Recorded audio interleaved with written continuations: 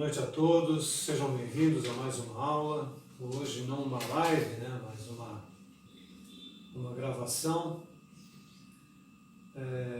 De qualquer forma, nós vamos estar no mesmo horário, é um sábado, né? Então, aqueles que nos acompanham pela internet, sejam bem-vindos, que Deus abençoe a todos.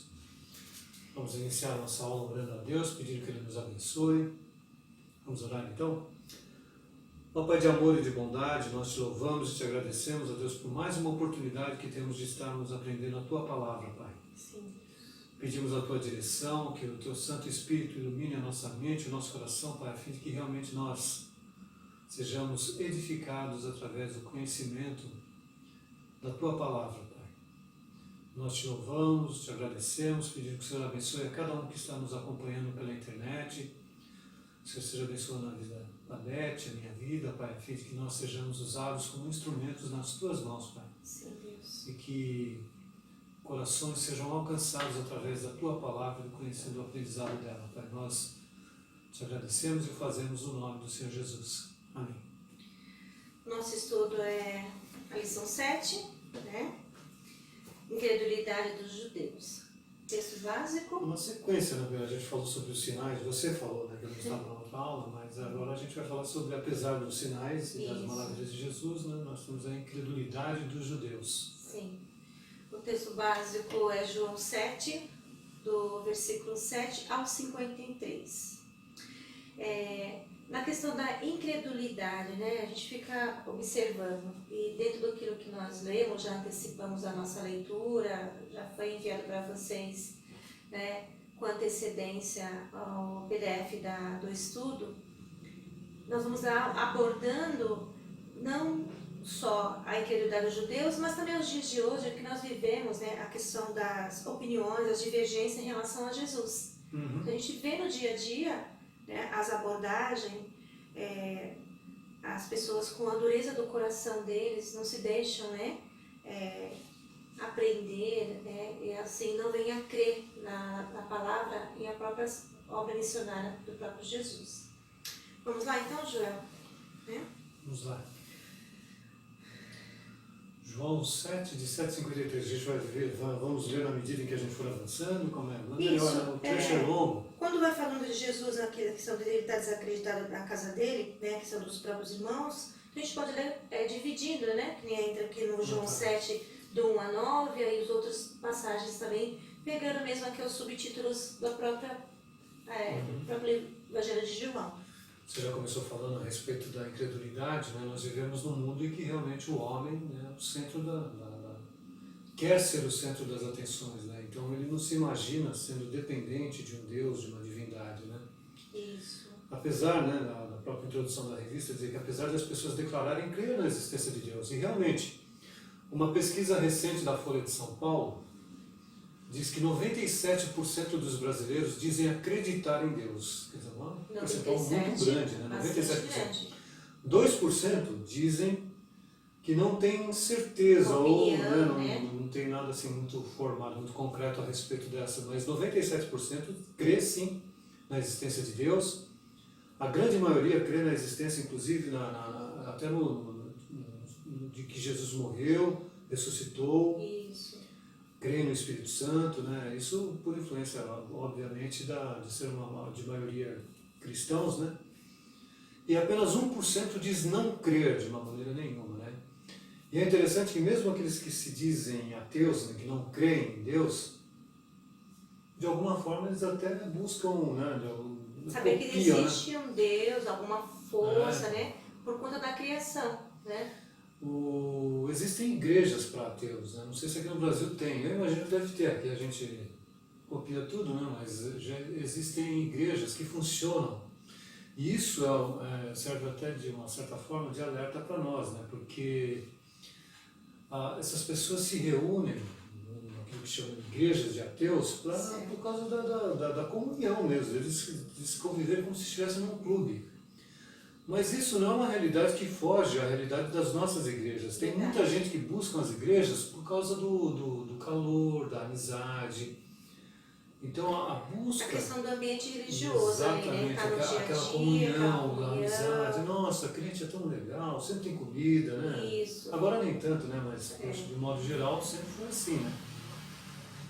E isso eles buscam, esses ateus buscam esse tipo de relação como se fosse um clube, não bem uma igreja, até porque eles não cultuam nenhuma divindade, né? Por serem ateus, eles não creem em Deus, não vão cultuar nenhum tipo de divindade. Questão né? social, né? Como você falou. Sim, então, mas infelizmente isso acontece nas nossas igrejas, né? Então, é o que a gente vai tratar, né? Um dos pontos que a gente vai tratar, né? Mesmo dentro do ambiente de igreja, nós vemos muita incredulidade, né? A questão de submeter-se, né, à questão de Cristo, né?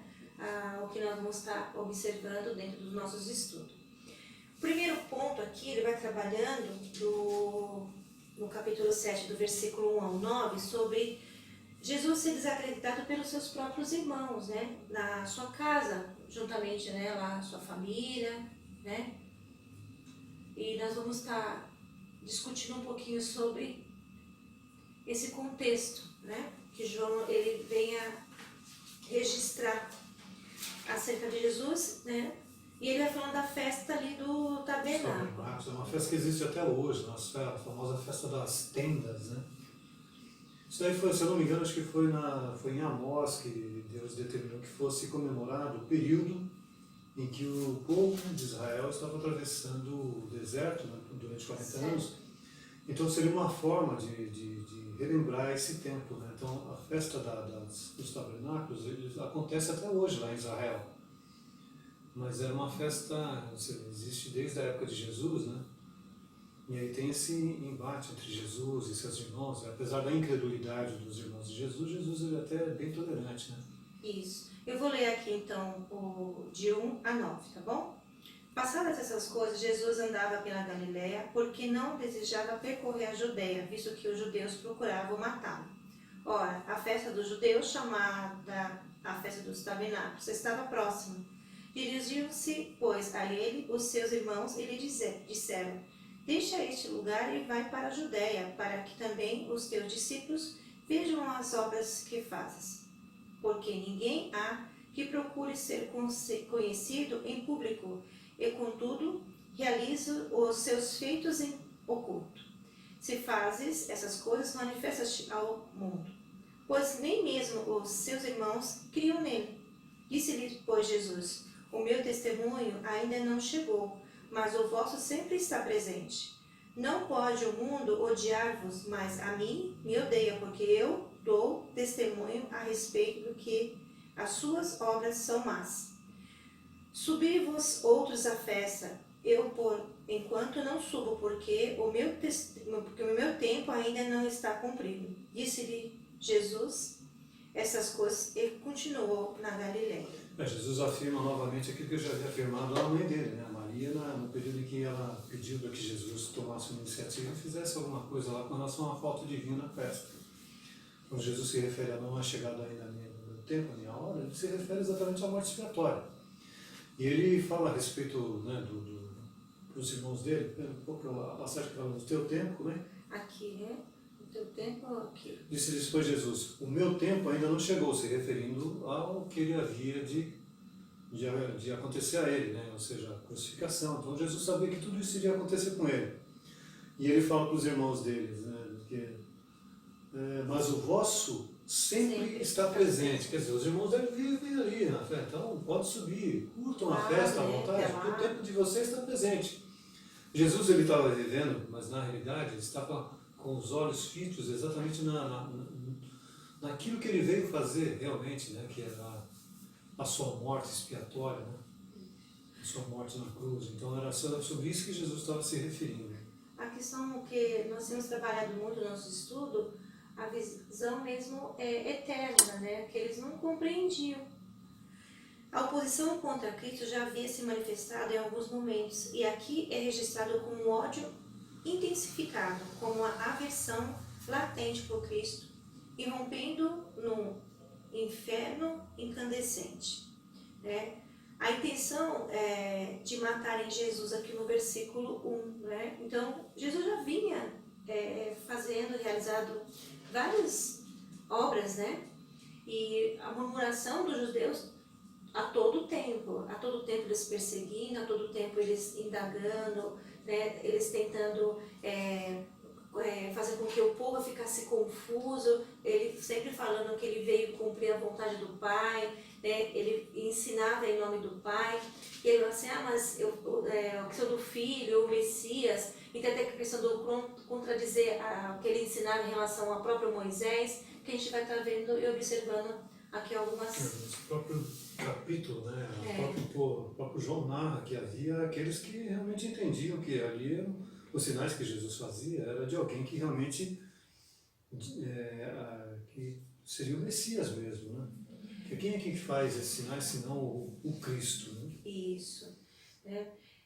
Aqui vai comentando que não havia se concretizado ainda a questão da obra do Senhor, não havia chegado a hora. A expressão que se repete inúmeras vezes em João é que revela que Deus está no controle de todos os acontecimentos históricos.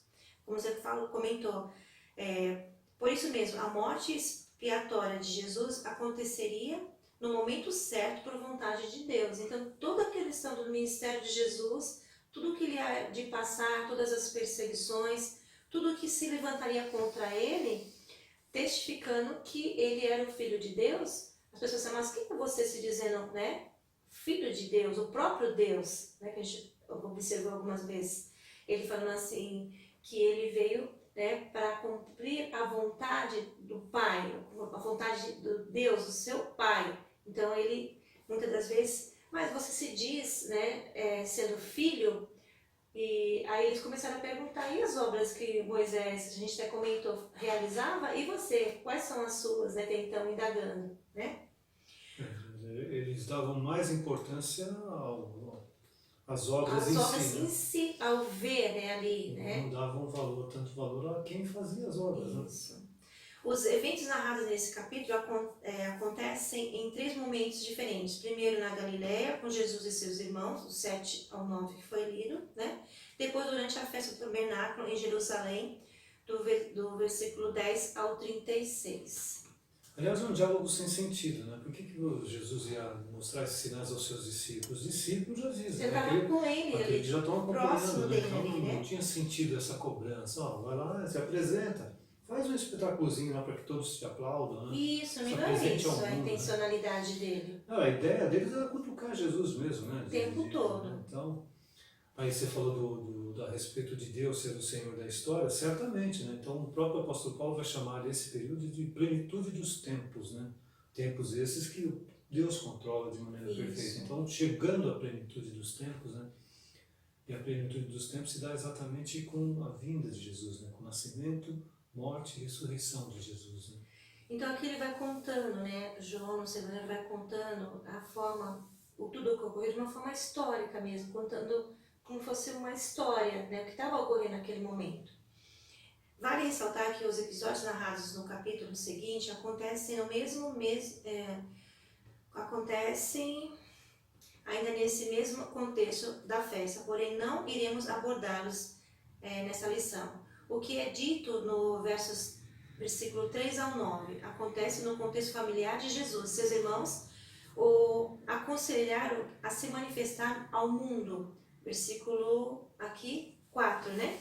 Porque ninguém há que procure ser conhecido em público e, contudo, realiza os seus feitos em oculto. E faz essas coisas manifestas ao mundo, né? Tipo, tirando um sarro, né? Jesus iria se manifestar, mas da maneira dele. Não porque eles estavam ali cutucando, tirando, uma forma de estar tirando... Jesus já havia feito, né? Já havia multiplicado os pães, Sim. Já havia transformado água em vinho. Isso, andando sobre as águas, exatamente. Né? E aí deles falando, vai lá, você mostra ao mundo, tipo assim, né?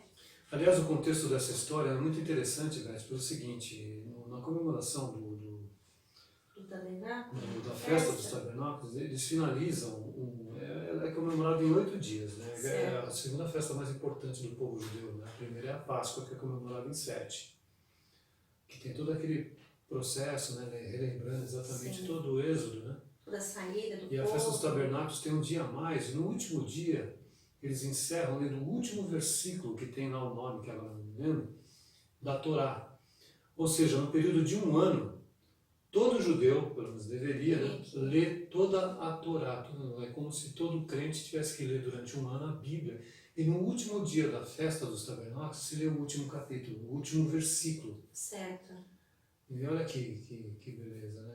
A questão como eles, né, tinham essa dessa responsabilidade de ler, de conhecer meditar, as palavras. né? Então, aqui, apesar disso, do conselho dos irmãos, esse conselho não era fruto de um entendimento espiritual. Que Jesus, a postura deles era uma postura carnal, de quem acha que é certo por sua própria sabedoria ou capacidade. A ação deles é descrita como um ato de incredulidade. O versículo 7:7. Não pode o mundo odiar-vos, mas a mim me odeia, porque eu dou testemunho a seu respeito e as suas obras são más. Pois como pedem para Jesus se manifestar ao mundo quando nem eles mesmos creem nele, nem creem em Jesus. Mostra suas obras, vai lá, faz, né? Os tipo milagres, desdenhando, né? Desdenhando mesmo. Se não é bom, vai lá e faz, pô. Então a gente vai estar observando que destaca-se a essa altura que Jesus teve que lidar com as incredulidades bem de perto, em sua própria casa, realmente, né, em sua própria família e seus irmãos. O ponto 2 aqui, vamos estar discorrendo, vai falar, né, sobre a questão do povo, a questão do desacreditar entre o seu próprio povo. No tempo certo, Jesus resolveu ir à festa de Jerusalém. Ele não disse na hora que ele iria, ele foi, né, meio assim oculto, mas ele esteve, né, se encaminhando até eles. Os versos 10 a 36, como foi falado aqui sobre a divisão, Jesus na festa do tabernáculo, né? E aqui também entra a questão da controvérsia entre Jesus e os judeus e os guardas mandados para prender Jesus. Então a gente vai vendo nesse ponto 2, todos esses subtítulos e todos esses movimentos que ocorreram aqui no livro de João, né? Jesus ele vai para uma festa, mas ele não vai se alimentar de brigadeiro, né? Ele vai se alimentar daquilo que era o alimento dele, né? Ela vai ensinar, né? Que era fazer a vontade do pai dele. Esse já havia falado isso para a mulher samaritana, né? E aliás, falou para os discípulos, né? Que quando eles falam, o Senhor está com fome, né? Uma coisa eu tenho, né? Isso. Eu fico imaginando assim a questão das perseguições de Jesus ali, né? Aquelas pessoas ali em volta de Jesus. A questão das zombarias, porque ele foi meio em oculto, mas ele já está sendo bem ali conhecido por todas as obras nas maravilhas que ele já estava realizando, né? A questão dos dissabores que ele foi tendo. Quanta gente, às vezes não temos essa temperança, né? Não somos Deus, nem a questão da misericórdia, a questão da misericórdia do Senhor em relação à incredulidade dos homens. A gente às vezes fica meio triste quando você fala do Evangelho, fala das obras do Senhor, fala daquilo que Deus fez na sua vida, você quanto pessoa que se reconhece como pecador, você totalmente dependente do Senhor. E ali, muitas das vezes, havendo com que eles ouvissem e se descobrisse realmente a necessidade que eles tinham, né? Mas não, ao contrário, em nenhum momento. Muitos, a gente vai observar que veio a crer, né? A Jesus ensinando, pregando ali no meio dos judeus, né? Os irmãos deles fazem parte do cano, né? O Judas e mas Tiago, depois, né? Depois que eles né? vieram a se converter, né? Talvez, Tiago, né? Os seus irmãos. Judas, mas assim, a gente vai percebendo, né, os confrontos que houve, né? Todas aquelas pessoas ouvintes ali, considerando, e muitos ali considerando ele como um demoniado, né? Um demoniado, que o pessoal fala, né? Que ele era Beelzebub, né? Tem aquela passagem que eles vão buscar Jesus, né? Que fala, ele deve estar louco, porque ele não está se alimentando, né? João era alguém que convivia, né? Porque João, o apóstolo João, assim como João Batista, era primo de Jesus também, né? Então ele convivia ali no meio familiar, né? Lembrando que dentro da cultura judaica, na cultura da época, o primo convivia como um irmão, né? Isso. Tanto é que é um dos argumentos da Igreja Católica a respeito dos irmãos de Jesus, dizendo que na realidade não eram irmãos, eram primos, né? Isso. Primos de Jesus nós sabemos, João João Batista também. Desacreditado por muitos também de João Batista, né? Tanto que foi o que? Perseguido, foi preso e arrancaram sua cabeça, né? Vamos lá. As pessoas estavam divididas quanto a Jesus, havendo favoráveis e contrários a eles. Embora houvesse murmuração, ninguém ousava falar favoravelmente dele em público, por meio dos judeus. A questão do medo que eles tinham em relação aos líderes cristãos lá, né? Os judeus mesmo. As pessoas que fez Pedro negar Jesus 3 vezes, né? A questão da perseguição que havia, né? Finalmente, Jesus resolveu se manifestar no meio da festa, versículo 14 aqui, ó. A controvérsia entre Jesus e os judeus. Corria já em meio à festa e Jesus subiu ao templo e ensinava. Então os judeus se maravilhavam e diziam: como sabia este letras sem ter estudado? Respondeu-lhe Jesus: o meu ensino não é meu, e sim daquele que me enviou. Então, isso daí era bater de frente com, né, os líderes naquele lugar ali, né? E a questão deles falarem ali, como sabes essas letras sem ter estudado? Essa pergunta, né? A pergunta, eu vou falar para o próprio verbo, né? Jesus passou a ensinar as pessoas ali no templo. Ele chegou como assim, meio oculto, mas daqui a pouco a pessoa já estava na posição ali ensinando aquela multidão, porque é uma festa, né? Esse é um detalhe interessante. Quando a gente assiste A Paixão de Cristo, do Mel Gibson, ali Jesus, né, que está... Quando ele fala em hebraico, em aramaico, né, provavelmente, e quando ele se dirige a Pilatos, ele fala em latim.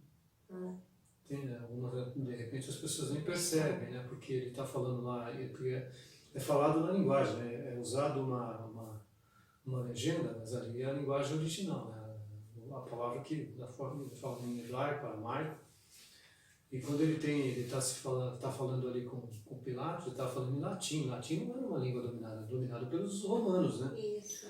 A língua gentílica, né, que era dominada por boa parte da população que vivia naquela época, principalmente naquela região que Jesus vivia, era o grego, não o latim. Né? Jesus dominava o latim, assim como dominava qualquer língua do mundo. E falando ali na linguagem que todos entendiam, né? Sim. Não uma linguagem estranha, né? Que eles não entendiam, que todos ali entendiam. Pilatos entendia, mas os demais não entendiam, não. Mas o outro entendia. Né? Certamente.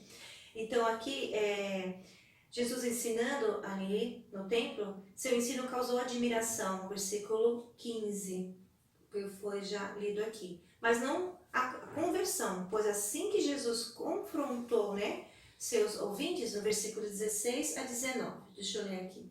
Respondeu-lhe Jesus: o meu ensino não é meu, e sim a quem me enviou.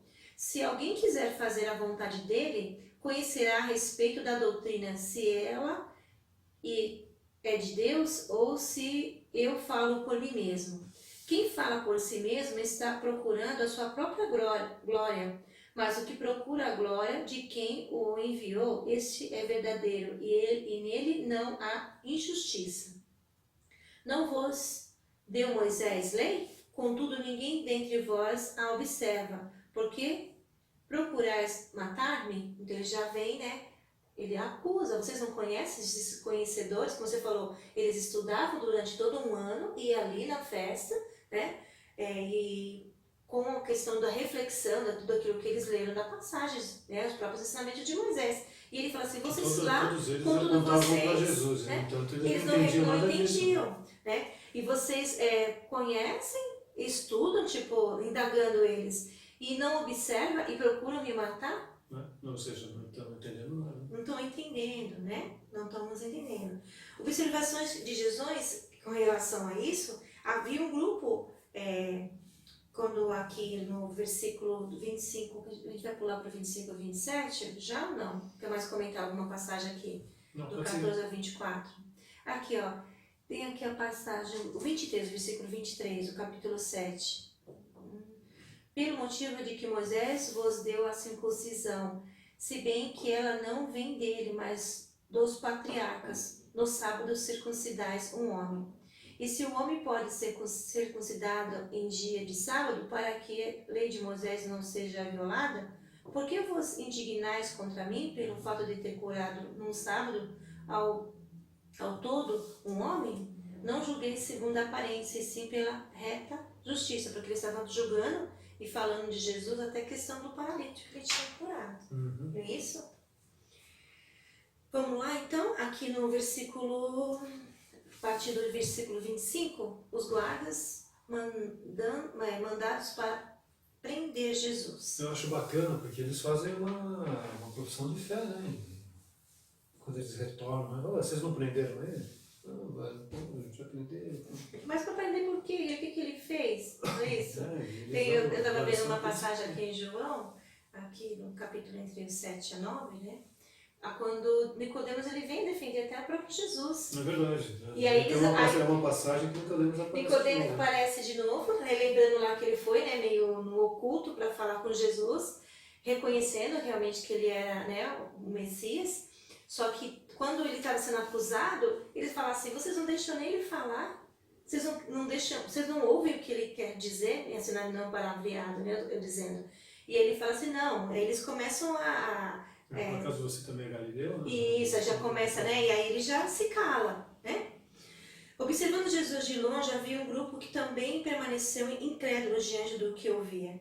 Entendeu que Jesus não era o Cristo. O versículo, a partir daqui, né? Do capítulo 7, o versículo 25 ao 27. Cristo declarou em alta voz que estavam equivocados em seus pensamentos quanto à sua origem. Ele foi enviado por Deus porque demonstrou as promessas de Deus de modo fiel.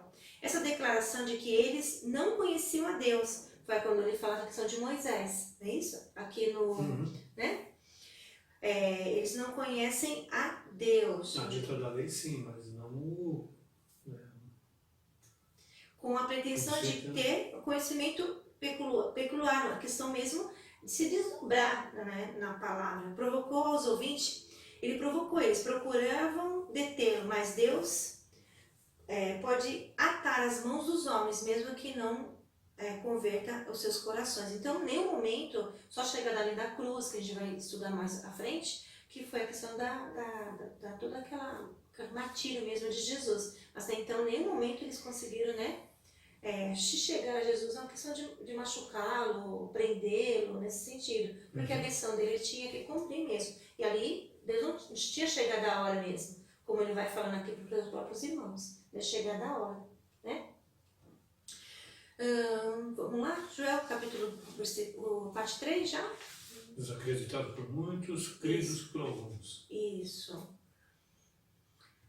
Vou só dar uma lidinha aqui. Temos que notar que em nenhum momento vemos o mestre amedrontado ou desiludido Jesus em sua missão. Pelo contrário, permanece firme em seu propósito, certo de que o seu chamado e a sua obra seriam consumados no tempo determinado que acabamos de comentar, conforme o desígnio de Deus. Né?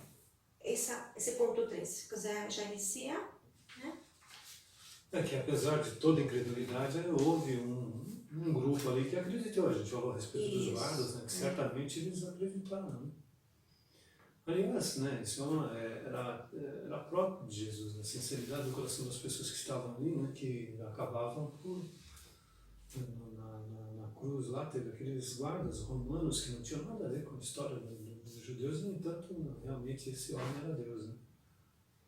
E eles que ironizaram tanto, né? Aqui fala aqui, né? Diziam alguns de Jerusalém: não é este aquele a quem procuram matar? Eis que ele fala abertamente e nada lhes dizem. Porventura reconhece verdadeiramente as autoridades que este é, de fato, o Cristo? Nós, todavia, sabemos de onde este é. Quando, porém, vier o Cristo, ninguém saberá de onde ele é. Jesus, pois, enquanto ensinava no templo, clamou dizendo: vós não somente me conheceis, mas também sabeis de onde eu sou. E não vim porque eu de mim mesmo o quisesse, mas aquele que me enviou é verdadeiro, aquele a quem vós não conheceis. Então eles conhecem e não conhecem, que deveriam conhecer por ser estudiosos da palavra. Não é isso? Eles não têm como reconhecer Jesus como sendo filho de Deus, porque eles não conhecem Deus de verdade. Né? E isso não conhecem de verdade, né? A incredulidade passa exatamente por isso, né? Porque Quando Jesus fala lá que conhecereis a verdade vos libertará, o sentido de liberdade é exatamente esse, de poder enxergar, né? Aquilo que estava concreto, estava ali patente aos olhos dele. Né? E aqui no versículo 40 e 41, já vamos pular para lá? 40 e 41, dá um salto bastante grande, né? Jesus, a fonte da água viva, que é aqui o texto vai falando, né? Que, porém, em meio às incredulidade, mas há quem cria nele entre o povo. Versículo 40 e 41. Deixa eu ler aqui. Então, os que dentre o povo tinham ouvido essas palavras diziam: este é verdadeiramente o profeta. Outros diziam: ele é o Cristo. Outros, porém, perguntavam: porventura o Cristo virá da Galileia? Sempre a questão, né? Uma contra... O próprio Bartolomeu falando aí. uma contra... Ele responde, explica, ensina, e eles vêm com uma contra... a contra-palavra do próprio, né, Cristo. E as pessoas que estavam ali crendo, né? Entre eles nas discussões ali, né? É que na realidade, né, havia a profecia de que Jesus viria de Belém, né? Da terra de Davi. Mas houve todo um contexto da história que eles não conheciam. De Galileia tem alguma coisa boa, né? Olha Deus conduzindo a história. Um decreto de César Augusto fez com que José saísse da Galileia e fosse para Belém. Para se cumprir exatamente o que havia sido dito, né? Que saiu de lá, né? Então a incredulidade deles passa exatamente por essa ignorância do fato histórico de que qualquer pessoa, mesmo sendo Galileia, poderia ter nascido em Belém. Aqui o versículo 46, os guardas voltam sem Jesus. Voltaram, pois, os guardas à presença dos principais sacerdotes e fariseus, e estes lhe perguntaram: por que não os trouxestes? Respondeu-lhes: jamais alguém falou como este homem. Replicando-lhes, pois, os fariseus: será que também vós fostes enganados? Porventura creu nele alguém dentre as autoridades ou algum dos fariseus? Sempre, né? Ali. Quanto a esta plebe que nada sabe da lei, é maldita. Nicodemos, um deles que antes fora ter com Jesus, perguntou-lhes: acaso a nossa lei julga um homem sem primeiro ouvi-lo e saber o que ele fez? Respondeu-lhes: dar-se-á o caso dele também, tu és da Galileia, você que acabou de comentar, né? Examinai e verás que da Galileia não se levanta profeta. E cada um foi para a sua casa. A questão mesmo deles estarem ali, como nós comentamos, a incredulidade trazendo opiniões, divergências a respeito de Jesus, né? Mas ali, aqueles que creram, com certeza, né, a gente sabe que houve conversão genuína, né? Tanto que eram milhares de pessoas que tinham os discípulos, mas milhares de pessoas também seguiam a Jesus, né? E muitos tinham ali ouvido, vivido já dentro daquilo que era a missão de Jesus, alguns passos com ele, de tudo que já estava sendo realizado, né? Tem esse autor aqui, você deu uma lidinha sobre ele, quando ele faz esse comentário aí? Declarou? Não. Mas ele fala a respeito da declaração de Jesus, né? Que ele fala: quem crer em mim, como diz a Escritura, do seu interior fluirão rios de águas vivas. Isso tem muito a ver com não reter, né? Aquela água rota, né? Ou seja, retida, né? É a água corrente, né? A água fica parada, né? Então, água viva mesmo, nesse sentido de que, né? O conhecimento limitado e preconceituoso dos fariseus era essa água retida, essa água rota, né? Ou seja, a água de cisterna mesmo, né? Fica parada ali. Que aqui, Jesus, a fonte de água viva, no versículo 37. No último dia, o grande dia da festa, como você comentou, né? Levantando-se, Jesus exclamou: se alguém tem sede, venha a mim e beba. Quem crê em mim, como diz a Escritura, do seu interior fluirão rios de água viva. Isto ele disse com respeito ao Espírito que havia de receber os que nele crescem, pois o Espírito até aquele momento não fora dado, porque Jesus não havia sido ainda glorificado. Isso faz parte da parte cerimonial, porque Jesus ele sempre tirava o foco da metáfora para algo concreto, que era Isso. ele mesmo. Ó, vocês fazem isso, né? Vocês derramam água dos jarros, né? Para simbolizar a generosidade de Deus que, né, em períodos, mesmo em período seco, derrama da sua chuva. E daí ele se volta para ele, e quem tem sede, vem a mim. Porque, né? Como diz a Escritura, do seu interior fluirão rios de águas vivas. Ele mesmo é a fonte dessa água, né? Se alguém tem sede, vem a mim e beba, né? Que nós comentamos. Quem quer em mim, como diz a Escritura, do seu interior fluirão rios de água viva. Não precisa daquele cerimonial de água, né? Não, Tal a fonte ali, Jesus. Tal né? declaração refere-se ao Espírito Santo que ainda não havia sido dado, porque o momento da sua glorificação ainda não tinha chegado. Versículo 39. Contudo, mostra que a ação do Espírito consiste em converter os incrédulos, apontando para a obra de Cristo. Como declarou, né, a ênfase está na generosa abundância de vida e do poder do Espírito no coração do crente, a afeição de uma fonte que transborda e não cessa de jorrar. A fonte de água é Jesus, porque só Ele pode dizer, se alguém tem sede, vem a mim, só Ele, né? Vem a mim e beba. Fazia parte da cerimônia derramar água de um jarro, né? Aquela coisa que não cessa, não é isso? Era uma festa que também apontava para Jesus, né? A bondade, né? Tanto que até hoje tem essa expectativa da vinda do Messias, né? Essa festa que comemorava, porque o judeu não aguarda, né, o Messias. Eles estão esperando, né? Jesus proclama... Eles já perderam, né? Jesus proclama ser a água espiritual vivificante à disposição de todos que quiserem receber dele. Jesus é apresentado no Evangelho de João como aquele que habitou entre nós. João 1,14, que nós já até demos uma lidinha aqui, né? E que nos dá vida abundante. João 10,10. A cerimônia da festa tabernáculo aponta para Cristo e foi nele cumprida, trazendo esperança à vida a todos que nele creem, né?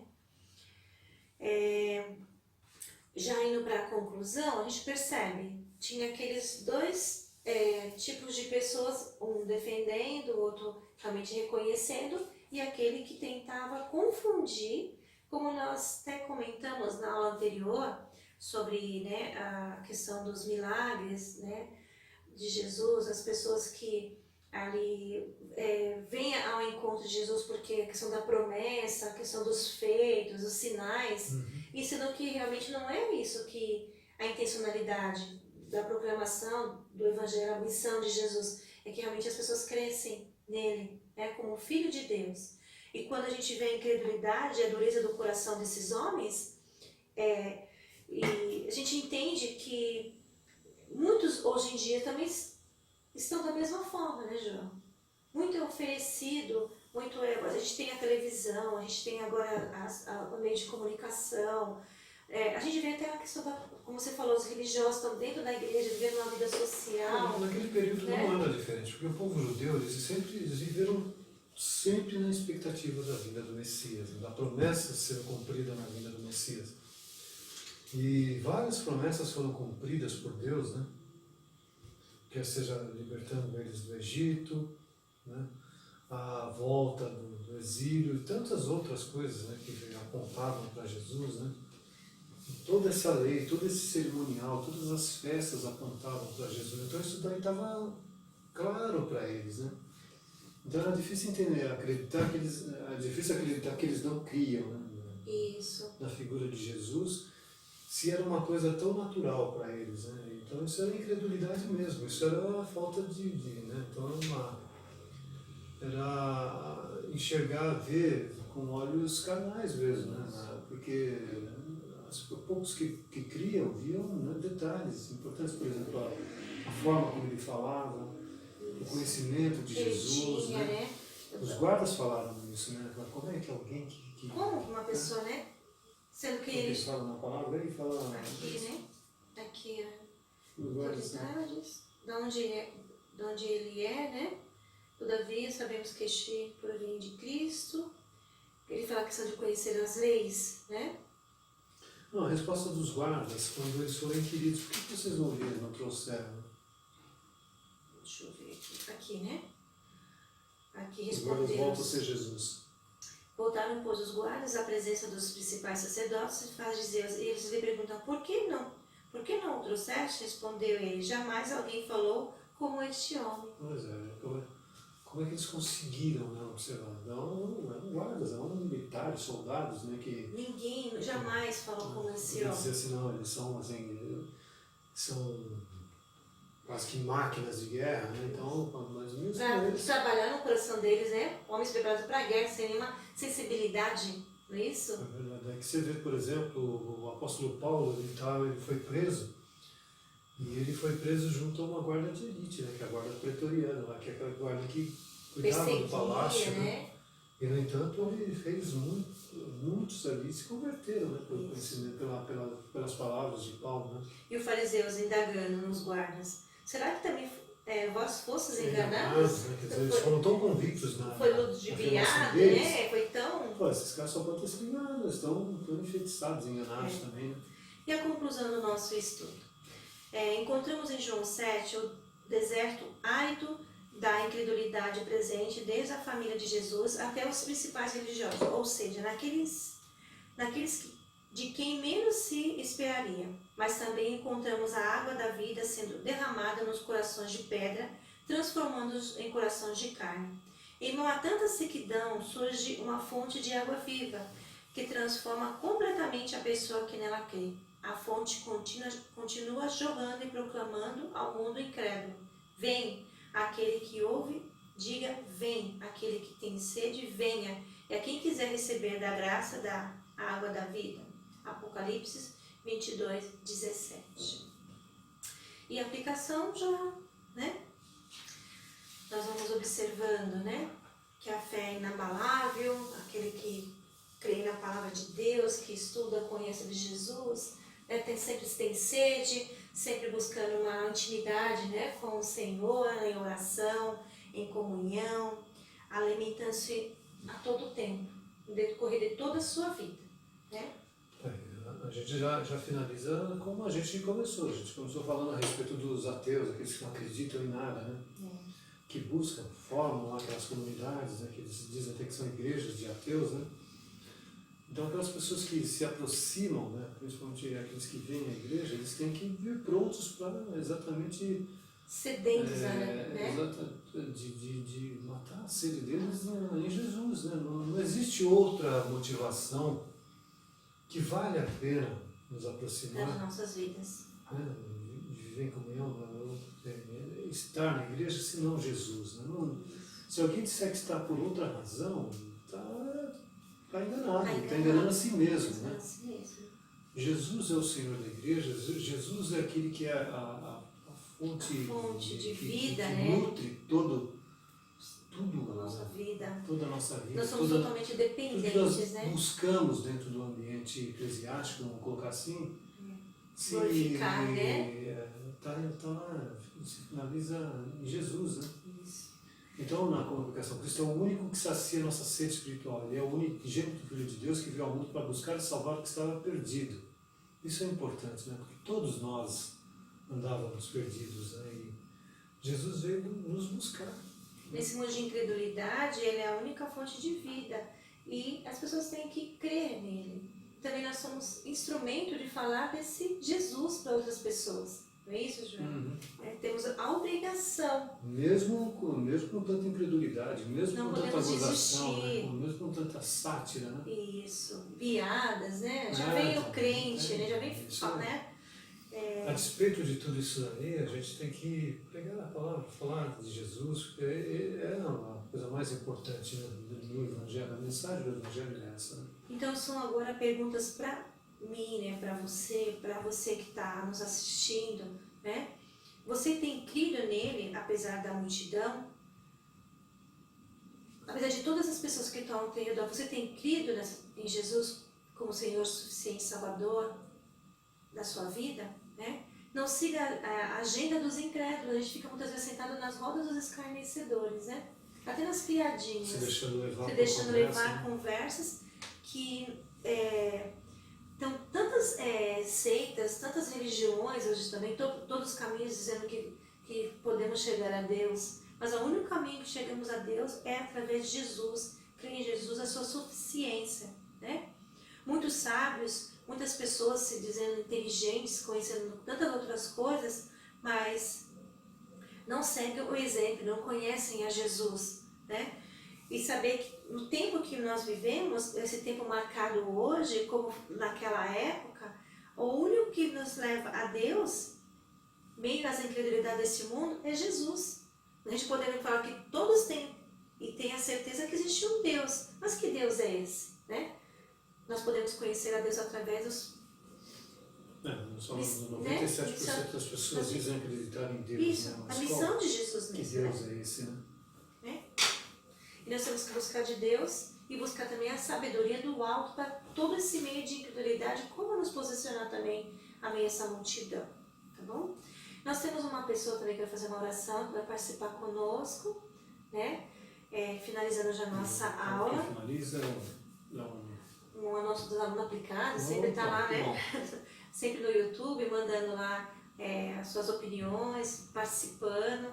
Então a gente louva a Deus pela vida desse jovem também, né, João? Nós nos despedimos, né? E até a próxima aula. Bom, até a próxima aula, né? Se Deus quiser, no próximo sábado nós vamos nos reunir para aprendermos mais a respeito de Jesus, né? Através do Evangelho, do estudo do Evangelho de João. Então Deus abençoe a todos e, Deus abençoe. Se Deus assim permitir, no próximo sábado nós nos encontramos aqui novamente. Fiquem com Deus e até lá. Fiquem com Deus e Deus abençoe cada um de vocês. Oremos. Senhor Deus, maravilhoso, nós te agradecemos por este momento, Senhor Deus, de estar te buscando, ó Pai. Mesmo distante, mas estamos em comunhão, falando uns com os outros, ó Pai, entendendo mais da Tua Palavra. Mas nós oramos, ó Pai, que este momento venha passar, Senhor Deus, e que logo possamos estar reunidos, ó Pai, como corpo de Cristo, Senhor. Mas que nós te agradecemos também, Senhor Deus, por ter dado esses meios, ó Pai, que mesmo nesse momento que não podemos estar juntos, Senhor Deus, podemos dividir a Tua Palavra, podemos ouvir a Tua Palavra, Senhor Deus, de vários modos, ó Pai, o Senhor tem dado os meios, ó Deus. Nós te agradecemos por isso, Deus. Mas nós clamamos, ó Senhor Deus, para também estarmos juntos, ó Pai. Pai, também neste momento eu quero te agradecer, Senhor Deus, pela vida dos professores, ó Pai, que eles têm se doado, ó Pai, têm se disposto, ó Pai, a estar levando a Tua Palavra a todos, ó Pai. Senhor Deus, eu agradeço pela vida da Beth e do Joel, Senhor, que eles têm trazido a Tua Palavra, Senhor, têm enfrentado as dificuldades para nos estar mantendo sempre atentos ao que o Senhor nos ensina, ó Deus. Eu te agradeço por eles, pela família deles, ó Pai. Que o Senhor venha nos abençoar sempre, ó Deus. Nós também, Pai, quero te agradecer por a vida de cada jovem, Senhor Deus, que tem te buscado, Senhor Deus, e aqueles que estão um pouco distantes, Senhor Deus. Que o Senhor venha os trazer de volta. Que eles venham ter novo ânimo, Deus, para te buscar, Senhor. Que a Tua Palavra venha fazer falta no coração deles, ó Deus. E Tua Palavra venha aquecer, Senhor. Nós ficamos muito felizes, ó Pai, quando estão todos reunidos, quando todos estão participando, nós vemos nossos irmãos juntos, ó Deus. Nós te agradecemos por tudo, ó Pai, que logo tudo isso passe. Nós pedimos em nome do Teu Filho Jesus Cristo, ó Pai.